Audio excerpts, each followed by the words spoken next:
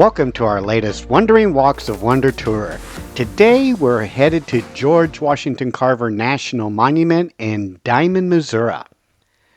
Tucked away in the farm fields of southwest Missouri is the nation's first national monument dedicated to an African American, George Washington Carver. This national park site preserves the birthplace and childhood home of Carver. Best known for his work with peanut crops, George was an avid inventor, teacher, scientist, and artist. This site features a wonderful museum that we'll visit here a little bit later on the tour, as well as an interpretive nature trail that will take us to the home where George Washington Carver was born and grew up in. As we head to the home of George Washington Carver, where he was born, we'll learn a little bit more about Mr. Carver. Carver was born into slavery here in Diamond, Missouri, near Crystal Palace, sometime in the early 1860s. The date of his birth is uncertain, and it was not known to Carver because it was before slavery was abolished in Missouri, which occurred around 1865 during the American Civil War. His enslaver, Moses Carver, descended from a family of immigrants of German or English descent, had purchased George's parents, Mary and Giles, from William P. McGinnis in 1855 for about $700. Giles died before George was born, and when he was a week old, he and his sister and his mother were kidnapped by night raiders from Arkansas. George's brother James was rushed to safety from the kidnappers. The kidnappers sold the trio in Kentucky. Moses Carver hired John Bentley to find them, but he found only the infant George. Moses negotiated with the raiders to gain the boy's return and rewarded Bentley. After slavery was abolished, Moses Carver and his wife Susan raised George and his older brother James as their own children. They encouraged George to continue his intellectual pursuits, and Aunt Susan taught him the basics of reading and writing. Black people were not allowed at the public school in Diamond Grove. George decided to go to school for black children about 10 miles south of here in Neosho, Missouri. When he reached the town, he found the school closed for the night. He slept in a nearby barn, and by his own account, the next morning he met a kind woman with the name. Her name was Mariah Watkins, from whom he wished to rent a room. When he identified himself as Carver's George, as he had done his whole life, she replied that from now on his name was George Carver. George liked Mariah Watkins, and in her words, "You must learn all you can, then go back out into the world and give your learning back to the people." That made a huge impression on him. At age 13, because he wanted to attend the academy there, he moved to the home of another foster family in Fort Scott, Kansas. After witnessing the killing of a black man by a group of white people, Carver left the city. He attended a series of schools before earning his diploma at Minneapolis High School in Minneapolis, Kansas. During his time in Minneapolis, there was another George Carver in town, which caused a lot of confusion over receiving mail. George chose a middle initial at random and began requesting letters to him to be addressed to George W. Carver. Someone once asked if the W stood for Washington, and Carver grinned and said, well, why not? However, he never used Washington as his middle name and signed his name as either George W. Carver or just simply George Carver. Carver applied to several colleges before being accepted at Highland University in Highland, Kansas. When he arrived, though, they refused to let him attend because of his race. In August 1886, Carver traveled by wagon from Highland to Eden Township in Ness County, Kansas. He homesteaded the claim near Beeler, where he maintained a small conservatory of plants and flowers and a geological collection. He manually plowed 17 acres of the claim, planting rice, corn, Indian corn, and garden produce, as well as various fruit trees, forest trees, and shrubbery. In early 1888, Carver obtained a $300 loan at the Bank of Ness City for education. By June, he had left the area, and in 1890, Carver started studying art and piano at Simpson College in Indianola, Iowa. His art teacher, Etta Budd, recognized Carver's talent for painting flowers and plants. She encouraged him to study botany at Iowa State Agricultural College, now Iowa State University in Ames. When he began there in 1891, he was the first black student at Iowa State. Carver's bachelor thesis for a degree in agriculture was entitled Plants as Modified by Man, and it was dated in 1894. Despite occasionally being addressed as doctor, Carver never received an official doctorate, and in personal communication he noted that it was a misnomer given to him by others due to his abilities and their assumptions about his education. Though he did not have an earned doctorate, both Simpson College and Selma University awarded him honorary doctorates of science in his lifetime.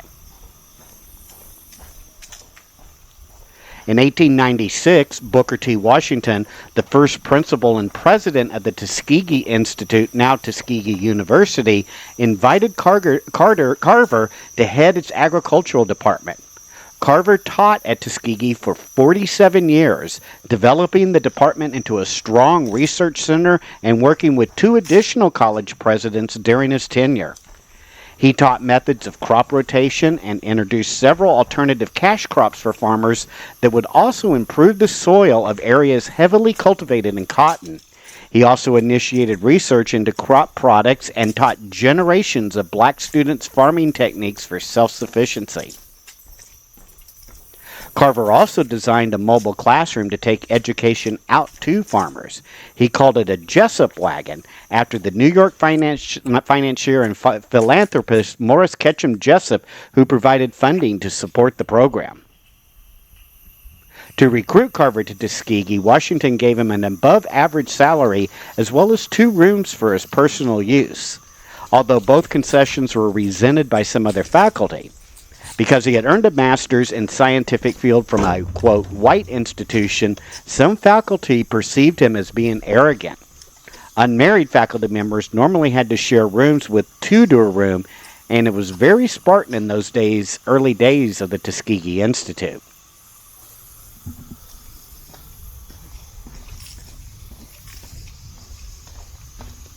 While a professor at Tuskegee Institute, Carver developed techniques to improve types of soils depleted by repeated plantings of cotton.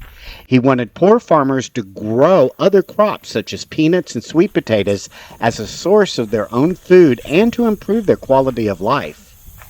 Under his leadership, the experiment station at Tuskegee published over 40 practical bulletins for farmers, many written by him, which included recipes. Many of the bulletins contained advice for poor farmers, including how to combat soil depletion with limited financial means, producing bigger crops, as well as preserving food. Apart from his work to improve the lives of farmers, Carver was also a leader in promoting environmentalism. He received numerous honors for his work, including the Spingarn Medal from the NAACP. In an era of high racial polarization, his fame reached well beyond the black community. He was widely recognized and praised in the white community for his many achievements and talent. In 1941, a Time magazine dubbed Carver a Black Leonardo da Vinci.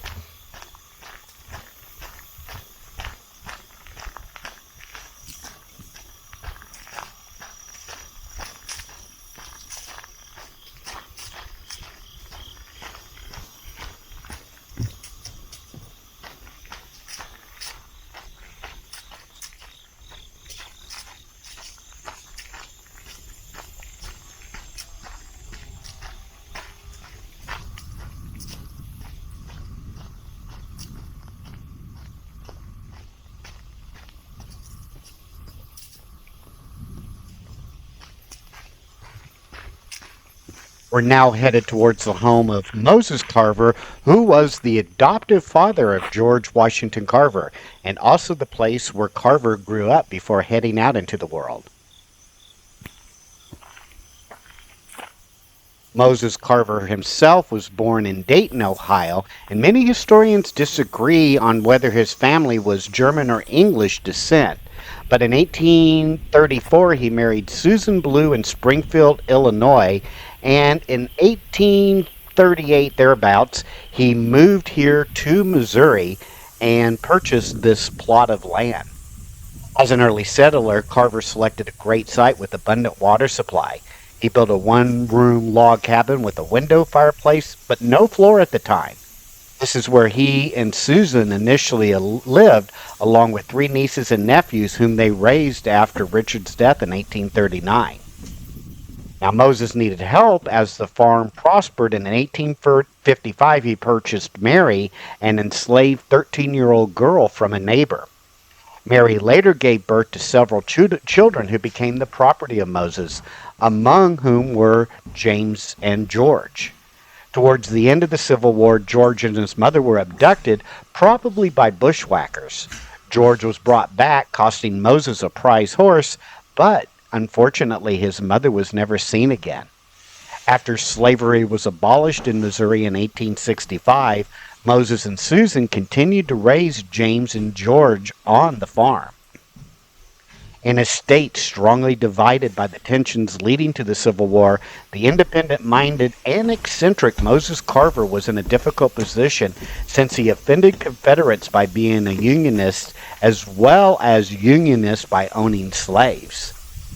George left the farm, as we've talked about, when he was 11 to go to school in Neosho, Missouri, because he could not attend any schools in this area. But he would visit this farm on many weekends while he was in school in Neosho. But once he left, he never lived here permanently again.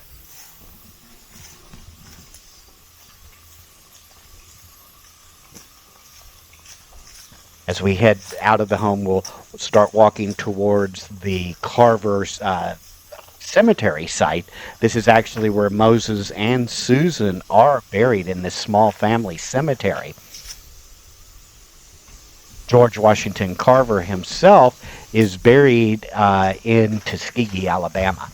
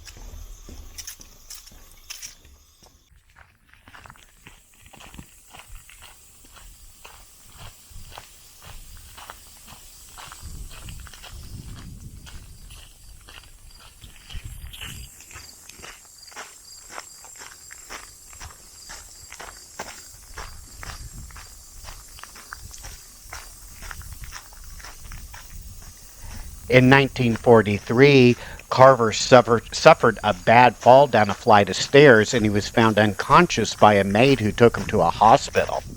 Carver died on January 5th, 1943, at the age of either 78 or 79. Most people don't really know the exact age of Carver. His death came while he was sitting in bed while painting a Christmas card which said, "Peace on earth and goodwill to all men." He was buried next to Booker T. Washington at Tuskegee University. Due to his frugality, Carver's life savings totaled over $60,000, which was a huge sum at that time, all of which he donated in his last years and at his death to the Carver Museum as well as the George Washington Carver Foundation. On his grave in Tuskegee, it was written on the tombstone, "He could have added fortune to fame, but caring for neither, he found happiness and honor in helping and being helpful to the world."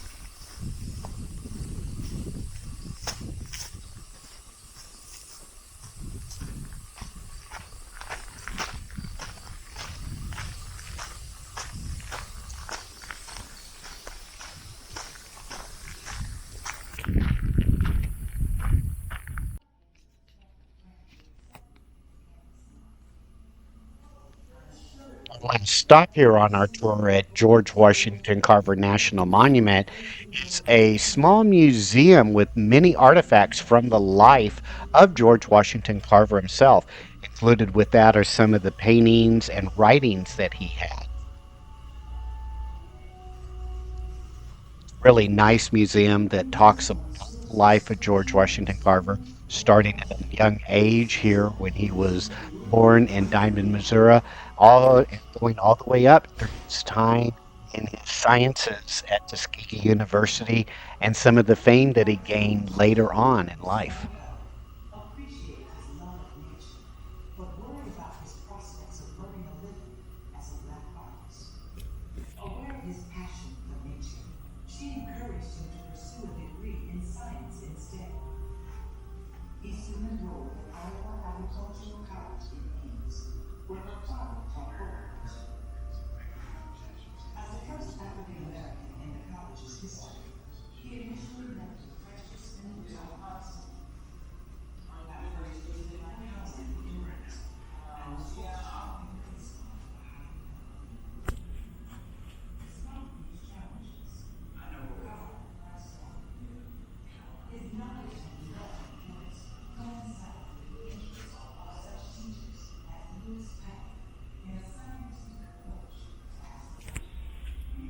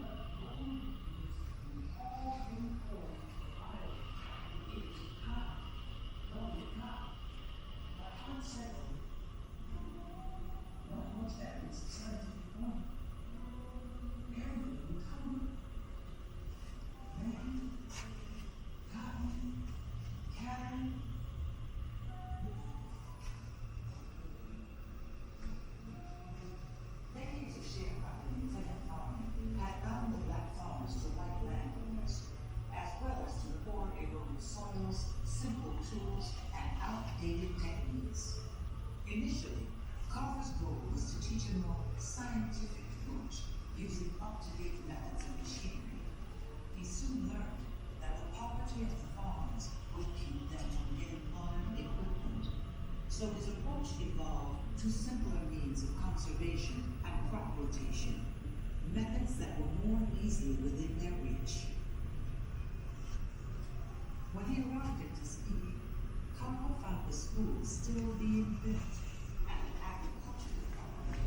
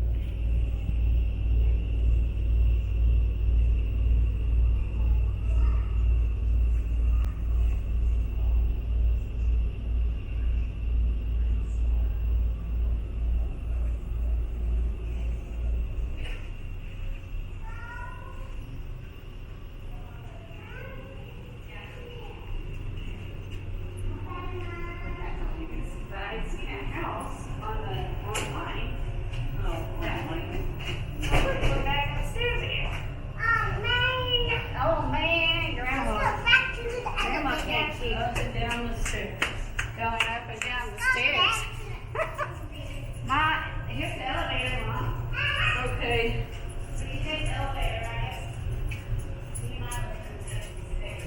Taking pictures? Yep. Well, I have my camera. I probably should take. Take a few. Yeah. I want to picture that dress. That's pretty. Yes, it is.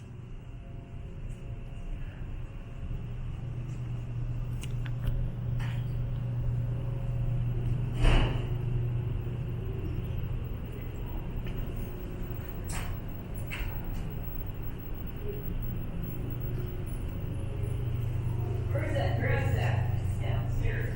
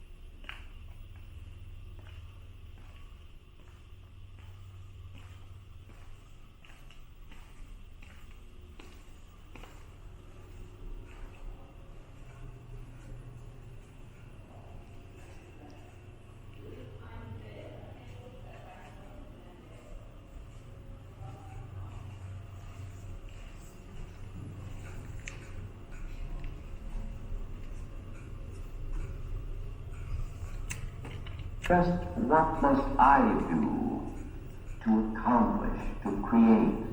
What must I do as a young person? That is also rather difficult to answer in a few words. But I should say, to learn to read the creation story. That is, you must get the truth from the things which has been created. You shall take hold of certain definite facts.